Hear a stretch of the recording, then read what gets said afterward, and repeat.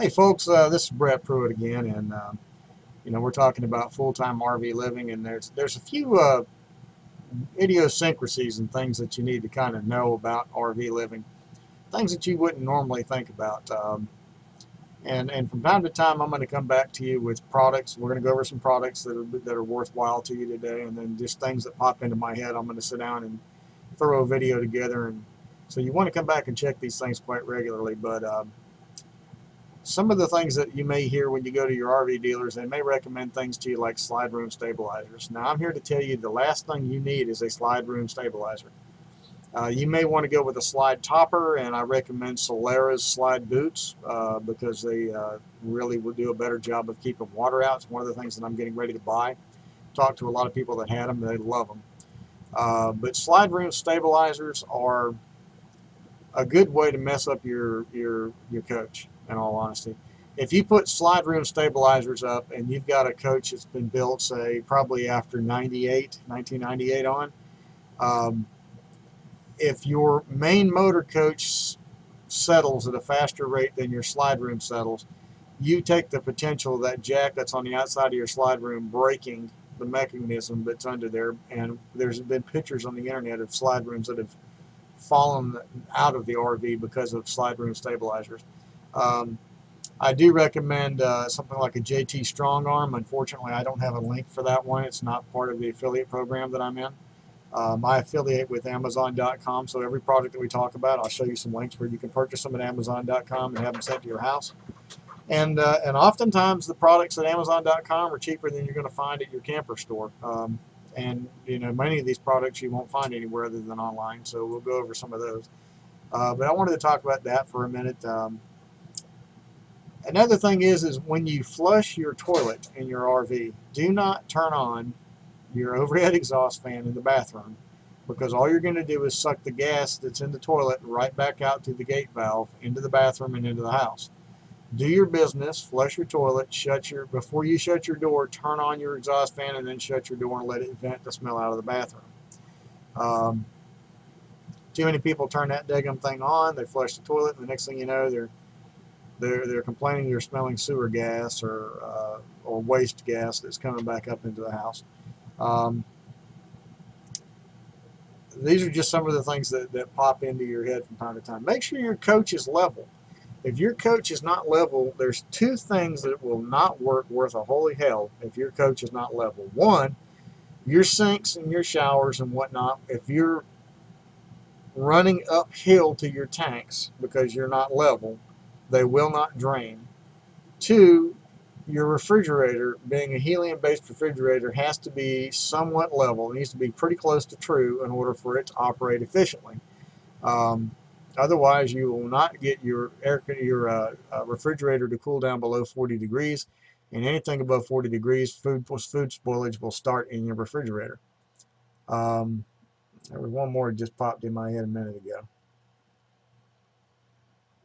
It had to do with your sinks and whatnot.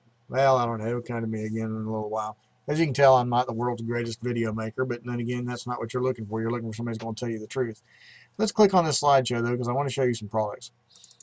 First off is this 45-degree clear hose flange. Essentially, it is it's a swivel fitting that you use with your sewer line. It connects to your basically what I always call a bung cap on your RV, and then connects to your sewer hose. And the beautiful thing about that is as you're flushing your black and your gray water tanks, you can see into that hose what's coming out, so that you know that if you've got anything else left in there, if you pull your black water tank and it tells you that it's full, and you know that your gauges are working fine, and 2 clumps come out and that's the end of it, then you know, uh-oh, I got an issue. I'm going to have to put more chemical in there and absorb some of this stuff and possibly go somewhere else to do my business for a few days. So it's actually a good item to have. The next item on our list is the fridge fan. I did a video a little bit ago that I'll put up showing the ice maker and the fridge fan and the temperature gauge. The fridge fan, put it at the bottom. You can use 2 if you want, but you only really need 1. They work on 2D batteries. They last about 3 months. You put it at the bottom of the fridge. You turn the fan on so that it spins. It's super quiet. You'll never hear it even with the door open. And it circulates the air through your refrigerator. Also, when you load your refrigerator, don't pack everything right on top of each other. Leave lots of room in between there, because that thing needs to circulate the air through there. Remember, it's like your fridge operates on like a heat sink principle. It's going to suck the heat in the air in the box outside, and that's what you want it to do. That's why it builds that little flame or uses that little heat at the base of the refrigerator, is to get air to flow to it and then out. It's just an air exchange, kind of like your air conditioner. Again, here's your refrigerator temperature gauge. It shows you when anything over 40 degrees, you're in the danger zone. You don't want anything over 40 degrees. Refrigerating is safe. Safe freezer zones down here. If your refrigerator starts getting below 30, you're looking at freezing some of your food that you may not want to freeze. So keep an eye on that. Try to get it to stay running at about 32 to 40 degree range. Next is the EdgeStar, which I happen to have a video will be coming up in a little bit. The EdgeStar ice maker. I wholeheartedly recommend this thing, because you don't have a lot of room oftentimes in your RV refrigerators and freezers for ice. This thing will make 17 pounds of ice per day. That's fantastic. 17 pounds of ice per day. Let me get a drink real quick, because I'm getting mouth dry real quick. It'll make ice about every 6 minutes to 8 minutes, depending upon the size cube that you request for it. And yeah, it does. I use this one. I've got it on my counter. Every product I'm showing you, by the way, I own and I use. Next is a kingpin stabilizer. Some people like to have a kingpin stabilizer because, and I find this a lot in women, they're fearful that when they walk up their fifth wheel, and this is what this is for a fifth wheel, and they walk into the front of the coach around the closet, they feel a dip. Well, if you've got hydraulic jacks, those hydraulic jacks are going to bounce up and down. That's just the nature of hydraulic. Remember, it's running by fluid motion. Well, that unnerves some people, so the kingpin stabilizer takes that out. The reason I like the kingpin stabilizer is it also helps a little bit if you don't have the JT strong arm system for your levelers and your jacks. It helps to stop that side-to-side motion. And if you've ever been in a fifth wheel in a bad thunderstorm, that sucker will rock back and forth. And the first few times, it's really unnerving. I like to try to get my stuff really, really settled. That way, if it does start to sway, I know it possibly is a good idea for me to get the hell out of Dodge. Next are these jack stand pads. They're a must if you're not on concrete, because you will sink right into the ground without them. If you look at, it's got a smooth side and a honeycomb kind of side. The smooth side goes to the ground. The honeycomb side goes here. That keeps the foot of your stabilizer from sliding around. Next item up, a must-have, an absolute must-have.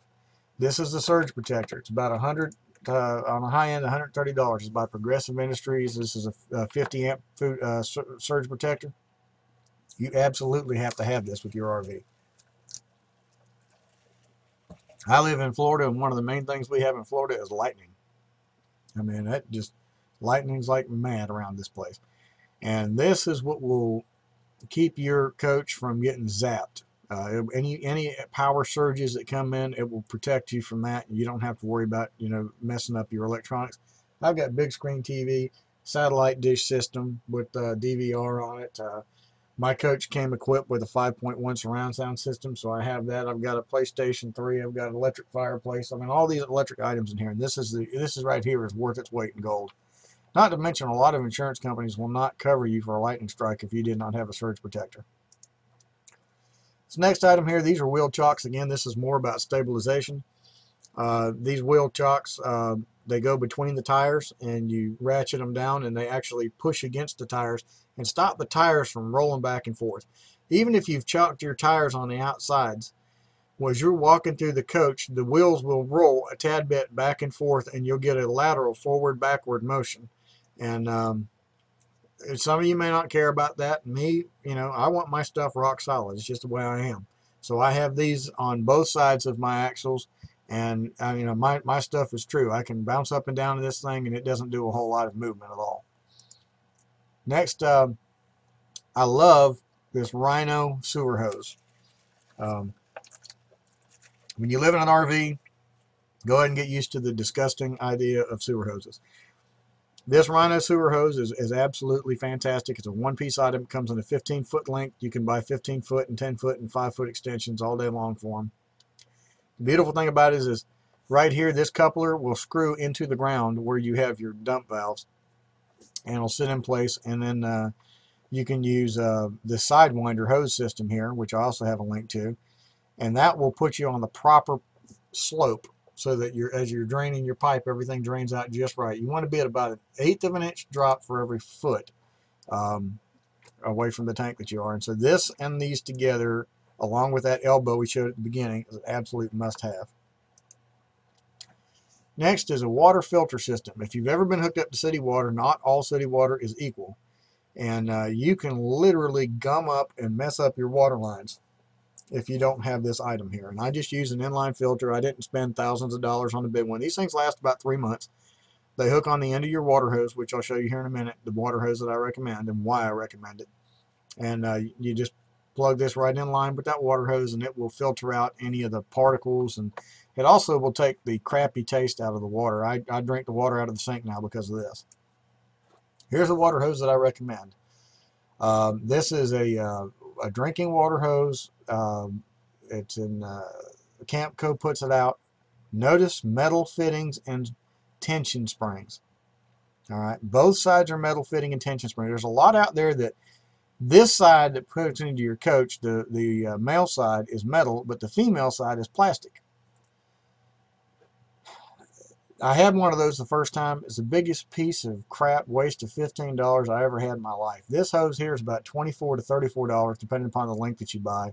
It is well worth its weight in gold. The metal fittings stop you from having the little leaks that spray out, because my first one I had that, and I didn't pay attention to the leak and think it was all that bad. Next morning I got up and I had what looked like a freaking rice paddy outside my house. Spend the money on this hose. I'll have the link at the bottom of the video. This hose is worth its money, every penny I spent on it. And that's it right now for some of the gadgets. I'm going to have some laundry gadgets up in a few days once I'm finished evaluating the Wonder Wash manual washing system, as well as the spin dryer.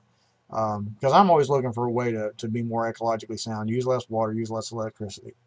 And again, thanks for watching our video. And at the bottom there'll be a big list with a bunch of links. Just cut and paste those links. They'll take you right to Amazon, and you can buy all of these products from there and have them shipped to you. Thanks a lot for watching.